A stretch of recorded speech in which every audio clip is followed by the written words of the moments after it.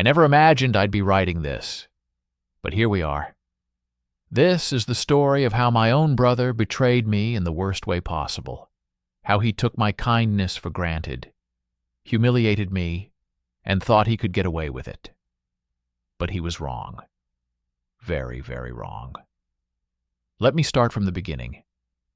My brother Tyler and I had always had a complicated relationship. We were close as kids, but as we grew older, things changed.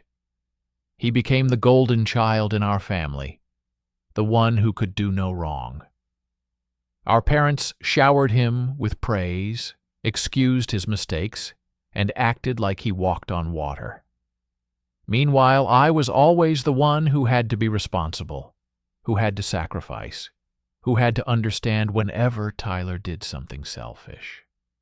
But despite everything, I still loved him. I still wanted to be a good sibling. And that's why, when he announced he was getting married, I offered to help in a big way. Tyler and his fiancée Sarah had their dream wedding all planned out, but there was one problem. They couldn't afford it. The venue, the catering, the decorations, the dress, the flowers. It was all way out of their budget in Seattle. I saw how stressed they were, and despite our rocky history, I wanted to do something nice.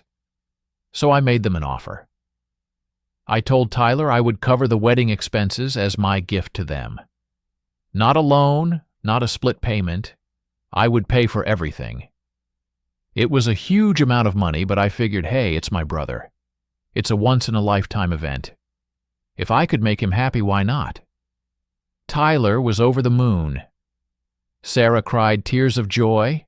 My parents gushed about how generous I was. It felt good. It felt like for once I was truly appreciated. But then everything changed. The wedding planning went on, and I started noticing something odd. Whenever I asked about my role in the wedding, I was given vague answers. At first I thought maybe they were just busy. But as time went on, I started getting a bad feeling in my gut. Then, about a month before the wedding, I received a text from Sarah. Not even a call, just a cold, emotionless text. Hey, just wanted to let you know that we've decided to keep the wedding small and intimate. We hope you understand. Thanks again for everything. I read the message 3 times, thinking I must have misunderstood. I wasn't invited to a wedding I was paying for. I immediately called Tyler. He didn't answer. So I texted him asking what was going on. Hours passed before he finally responded. Look, we just don't think you fit the vibe of the wedding. It's nothing personal. Hope you're not mad. Not mad? I was fuming. My own brother had the audacity to take my money, plan his dream wedding, and then tell me I wasn't good enough to be there. I needed answers. I called our parents, expecting them to be outraged. But when my mom picked up, her response made my stomach drop. Oh, honey, just let it go. It's their special day. You don't want to make things awkward, do you? I couldn't believe it. They knew. They knew, and they didn't care. That's when I realized I was on my own. And that's when I decided, if they wanted a wedding without me, well, they weren't going to have a wedding at all. I sat there staring at my phone, my mind racing. I had spent months watching Tyler and Sarah plan this wedding, offering advice when asked, covering deposits, and making sure everything was perfect for them. I had gone above and beyond to ensure they had the most magical day possible. And now, after all that, I wasn't even invited. Not only that, but the way they dismissed me, like I was some distant acquaintance instead of family, made my blood boil. I could have understood if there were budget restrictions or a venue capacity issue, but I was literally the one funding everything. There was no excuse. I needed time to process what had just happened. I put my phone down and sat in silence for a long time. At first, I felt hurt, crushed even.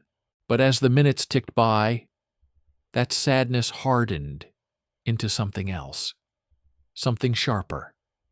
They thought they could use me. They thought they could get away with it. They were wrong. At that moment, I knew I wasn't going to let this slide. But I wasn't about to throw a tantrum or beg them to reconsider. No, that's exactly what they expected me to do. Instead, I was going to be smart about this. I started by gathering all the information I had. Since I had paid for everything, I still had access to the contracts, the venue, the catering, the florist, the photographer. I had been the primary point of contact for most of these services. And since the payments had come from my account, that meant one very important thing. Everything was still in my name. A slow, calculated plan started forming in my mind. The wedding was still a few weeks away. That meant I had time. Time to make sure that when the big day arrived, things wouldn't go exactly as Tyler and Sarah had planned. But first, I needed to do some digging. I started scrolling through social media, looking at their posts about the wedding. Sure enough, their small and intimate guest list wasn't so small after all. Dozens of people were commenting about how excited they were to attend. Friends, extended family members, even co-workers. So I didn't fit the vibe, but all these people did. That was all the confirmation I needed. I took a deep breath, pulled up my emails, and started making a few phone calls. First on the list, the venue. I picked up the phone and dialed the venue's number in downtown Seattle. A polite woman answered. "Hello, this is Evergreen Events. How can I assist you?" I kept my tone calm and professional.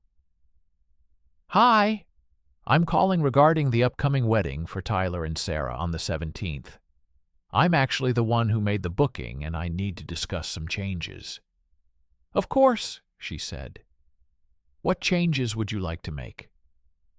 I paused for a moment, letting the anticipation build in my own mind.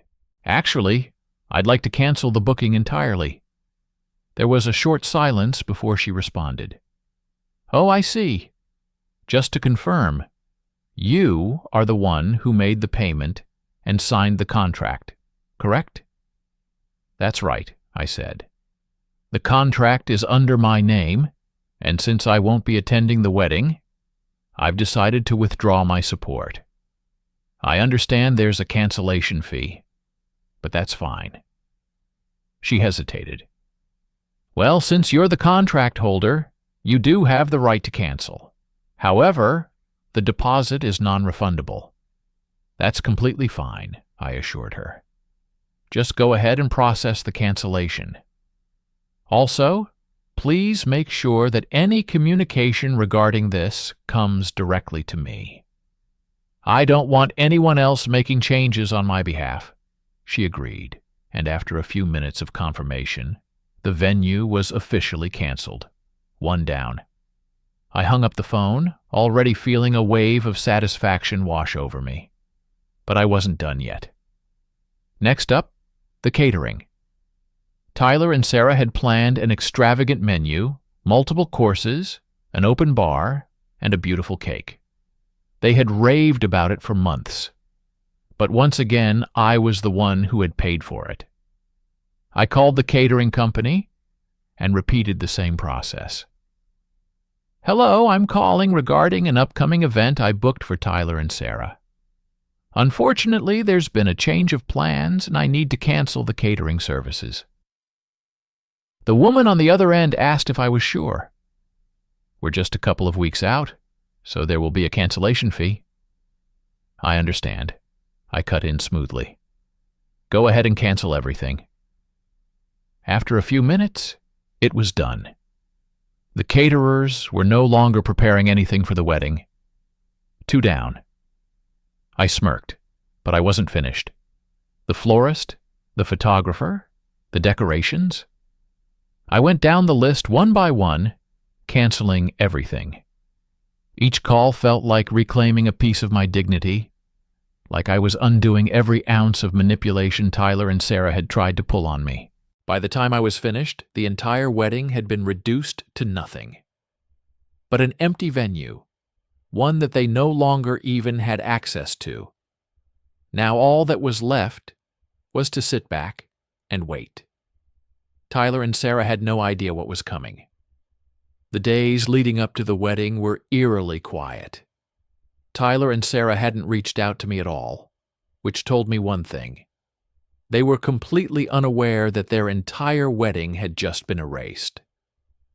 I had to admit, there was a small part of me that wondered when they would figure it out. The venue, the catering, the decorations. Surely someone had contacted them by now, right? But no, I wasn't going to warn them. I wasn't going to give them a single hint. Instead, I waited. Then, the night before the wedding, my phone rang. It was my mother. I debated letting it go to voicemail, but curiosity got the better of me. I answered with a casual, "Hey, Mom." The first thing I heard was chaos. Shouting, panicked voices. My mother's sharp, breathless tone. "What did you do?" I leaned back in my chair, a satisfied smirk creeping onto my face. "I don't know what you mean." "Don't play dumb," she snapped. "Tyler just called me. He went to check on the venue and everything is gone. No decorations, no tables, no setup, nothing. The staff told him the booking was canceled." I feigned surprise. Wow, that's weird. Maybe he should ask whoever actually planned the wedding. Silence. Then she spoke again, quieter this time. "You canceled everything, didn't you?" I didn't even hesitate. "Of course I did. I paid for it. It was in my name. And since I wasn't invited, I figured, why should I pay for something I'm not welcome at?" There was a sharp inhale on the other end. "You ruined your brother's wedding." "No," I corrected, my voice calm. "He ruined it the moment he decided to cut me out after taking advantage of me. I just made sure he faced the consequences." Another voice broke through the chaos in the background. Tyler. He was yelling at someone, furious. "What do you mean we have no food? The caterer canceled? What the hell's going on?" I could practically hear his world crumbling. I checked the time. The wedding was supposed to start in less than 12 hours. Guests would be arriving soon, expecting a lavish event. But they would be walking into nothing. I almost felt bad. Almost. My mother was still sputtering in disbelief. You really did this?" "Yes," I said, simply. "And I don't regret it." Before she could say another word, I hung up. Now all that was left was to see how the disaster unfolded. The morning of the wedding arrived, and I could already imagine the sheer panic unfolding at the venue. Tyler and Sarah must have shown up expecting a picture-perfect setup, only to find a cold, empty space. No chairs, no flowers, no food, no music, just an expensive, hollow room with nothing inside. I poured myself a cup of coffee and scrolled through my phone, waiting. And then, like clockwork, the messages started pouring in. Tyler texted, "What did you do? You ruined everything. I hope you're happy." Sarah texted, "You are beyond selfish. You knew how important this day was for us." I took my time before responding, sipping my coffee as I typed back a single message. "I wasn't invited, remember? Didn't seem like you wanted my involvement, so I just followed your lead." Silence. For a while, at least. Then my phone rang. Tyler. I let it ring out. It rang again. And again. Finally, after the fourth time, I picked up. "Let me guess," I said dryly. "Something wrong with the wedding?" His voice was shaking with rage. "Do you have any idea what you've done? People are arriving in a few hours. There's nothing here. No food, no chairs, no flowers." "Oh, wow, that sounds terrible," I said, feigning concern. "Maybe you should ask the person who actually planned the wedding." "Oh, wait. That was me." He let out a sharp breath. "You did this on purpose." "Of course I did," I said. "You expected me to pay for everything and then just accept being tossed aside like I was nothing? You used me, Tyler, and you thought I'd just take it?" I could hear Sarah's voice in the background, panicked, speaking to someone else. "Can we get another caterer? Anything?" The second voice answered. "Not at this notice. Everything's booked solid." I could practically hear the blood draining from her face. Tyler's voice dropped to a desperate whisper. "Please, we can fix this. If we just get the venue back, maybe we can—" I cut him off. The venue was my contract, remember? And they were fully booked for months. So yeah, that's not happening. He let out a strained breath, and for the first time, there was something in his voice that hadn't been there before. Panic. I let that silence linger, savoring the moment. Then, just as I was about to hang up, I gave him one final parting shot. "Next time, don't take advantage of people who actually care about you." And then I hung up. But the story wasn't over yet, because what happened next was even better. I sat back, my fingers still lingering on the phone screen, a feeling of satisfaction spreading through me. For the first time in a long while, I felt like I had control of the situation. Tyler and Sarah's little world was about to collapse, and I was going to watch it all unfold from the sidelines, knowing I'd played my part. But the real chaos started to hit as the morning wore on. I started receiving messages from friends and family members who had been invited to the wedding. "Aunt Linda, 8:05 a.m. "What the hell's going on? I just got to the venue, and it's like a ghost town." "Uncle Paul, 8:12 a.m. "Hey, we got here early for the wedding. There's no one here. Did they cancel? What's going on?" The more I read, the more the gravity of the situation hit me. It wasn't just Tyler and Sarah who were affected. This was spiraling out of their control, and people were starting to talk. I had to admit, part of me felt a little gleeful. But that feeling quickly shifted as I realized the scale of the disaster. All of their friends, their family, none of them had any idea that this was coming. I began to feel the slightest pang of guilt. These weren't just strangers. These were people I knew. People who had come from out of town. People who had taken time off work to celebrate the wedding. Sure, Tyler and Sarah had treated me like a doormat, but was this really fair to the rest of the guests? Then again, I couldn't help but remember how they had treated me. How Sarah had laughed when I suggested I be part of the planning process. How Tyler had made comments about me not fitting the vibe of the wedding. They deserve to feel this. I checked my phone again, and the messages kept coming in. Aunt Linda texted, "They're trying to fix it. They said the caterers are on their way now, but the venue is still empty." "What's going on?"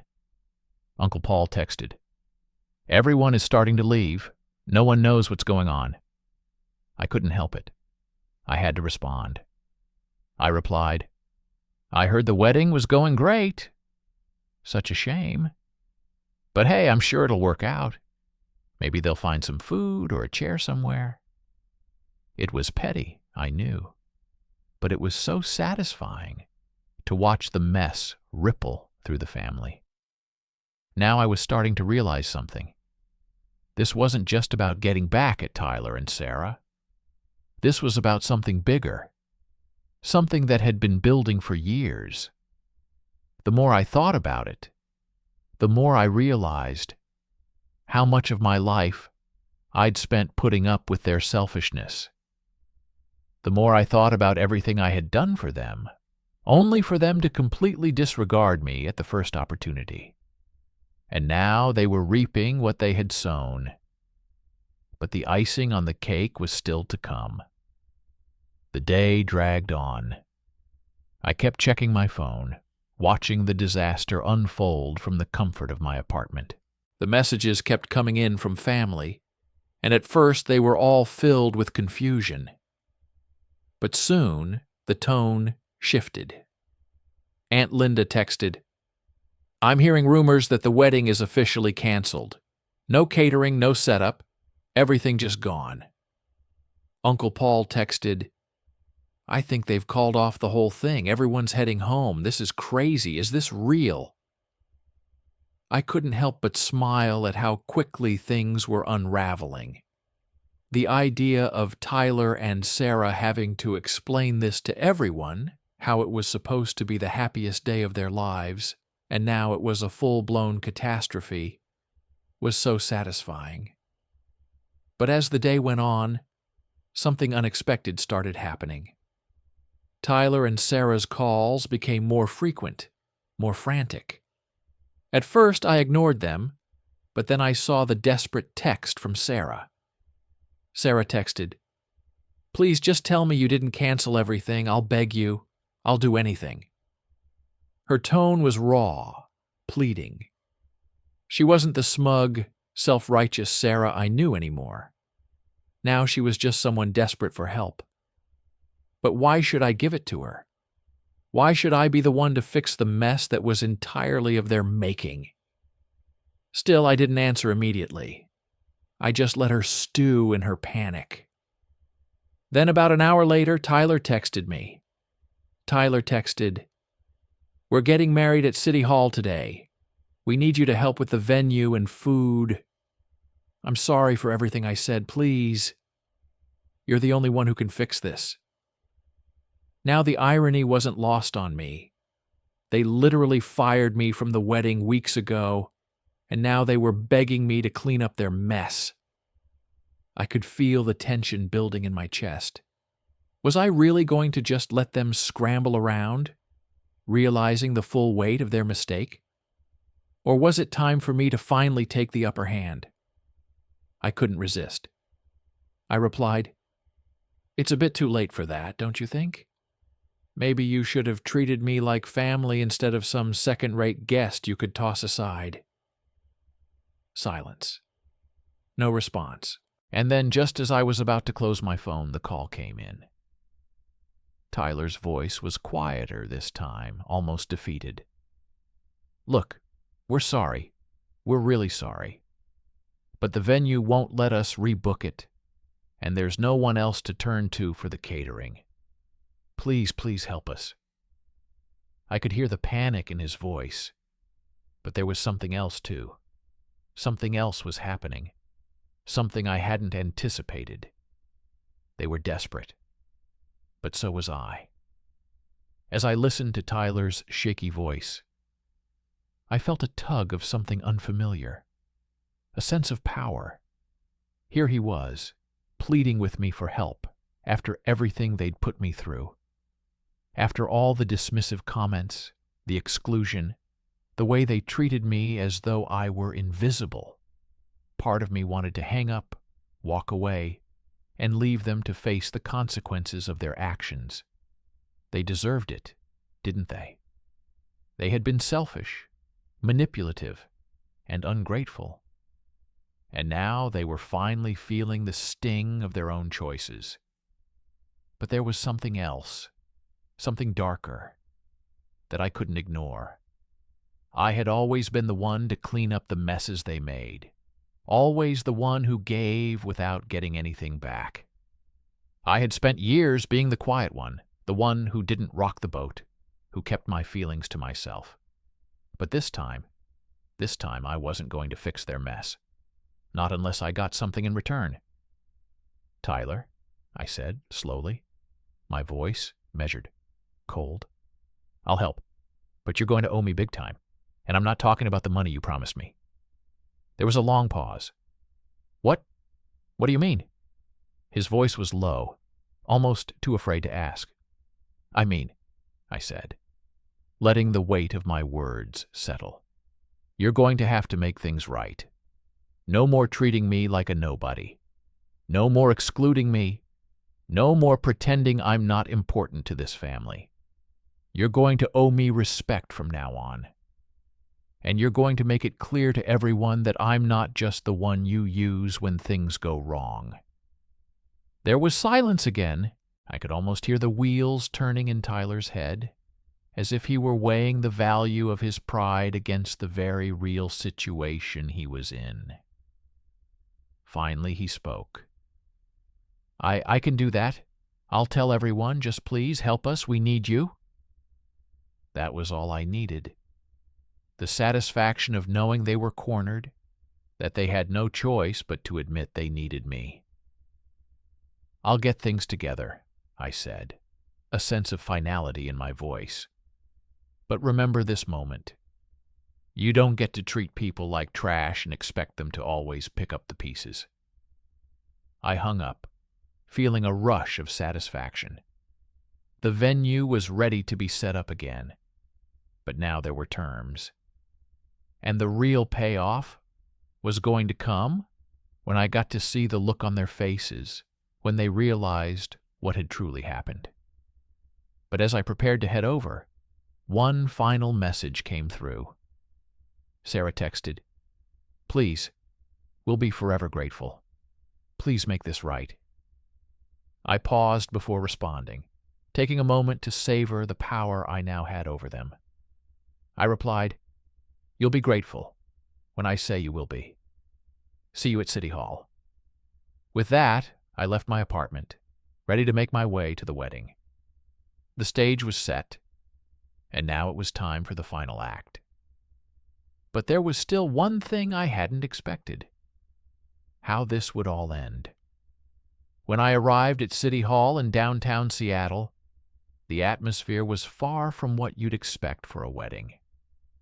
There was a sense of awkwardness hanging in the air, as if everyone knew something wasn't right, but couldn't quite put their finger on it. The small crowd gathered in the lobby looked uncomfortable, standing in clusters, whispering among themselves.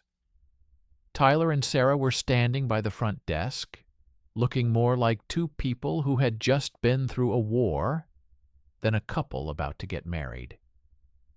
They saw me as soon as I entered, their faces lighting up in a mixture of relief and nervousness. "Thank you for coming," Sarah said, her voice shaky. "We really appreciate it." She looked at me almost pleading, like I was some sort of savior. Tyler, ever the prideful one, didn't say much. He just nodded, his eyes avoiding mine, as if he couldn't quite bring himself to admit how badly they had messed up. I walked toward them slowly, taking in the tension that filled the room. There were no flowers, no grand decorations, just a sterile room with a few chairs and a judge standing at the front. It felt more like a courtroom than a wedding venue. I approached the small group of guests who had been invited. They all gave me tentative smiles, but no one was exactly thrilled to be there. Everyone had expected a wedding fit for a celebration, but instead, they were left in an uncomfortable limbo, unsure of what was going on or why everything had been canceled. As I took my seat, I couldn't help but feel a little glee in the pit of my stomach. This was it. Tyler and Sarah had built their whole day around their carefully crafted image of the perfect wedding, and now it was crumbling in front of them. The ceremony began. The judge went through the usual formalities, but no one was truly paying attention. Sarah kept glancing at me, hoping for some sign that everything was going to turn out okay. Tyler, on the other hand, seemed to be stewing in his own frustration, no doubt cursing the day he had ever pushed me away. But then, just as the vows were being exchanged, something unexpected happened. The door to the room opened and a familiar face stepped in. The catering manager from the venue where the original wedding was supposed to take place. Everyone turned to look, and for a brief moment there was complete silence. Tyler's face drained of color. Sarah's mouth went dry. "What are you doing here?" Tyler asked, his voice cold. The catering manager walked to the front and handed Sarah a large envelope. "I think you'll want to see this," he said, his tone flat. Sarah tore open the envelope, her hands trembling as she pulled out the contents. Her face shifted from confusion to shock and then to rage. It was a cancellation notice, a legal document from the venue showing that their booking was in fact voided. The contract had been terminated due to unpaid fees, and a substantial fine had been added for the breach. The catering manager spoke up again. "You're lucky I came here to let you know. You should have paid attention to your obligations." It was at that moment, standing in front of a room full of people who had seen it all unravel, that Sarah finally broke. I thought we were going to get married today," she whispered, the realization sinking in. Tyler's face turned crimson. He stepped toward the catering manager, his anger flaring. "This is your fault. You were supposed to keep everything together." But the manager didn't flinch. "You should have been more responsible. But hey, I guess that's what happens when you treat people like they're disposable." I watched the scene unfold, feeling every ounce of satisfaction creep in. Tyler and Sarah had been so sure of themselves, so sure that they could manipulate everything around them without consequence.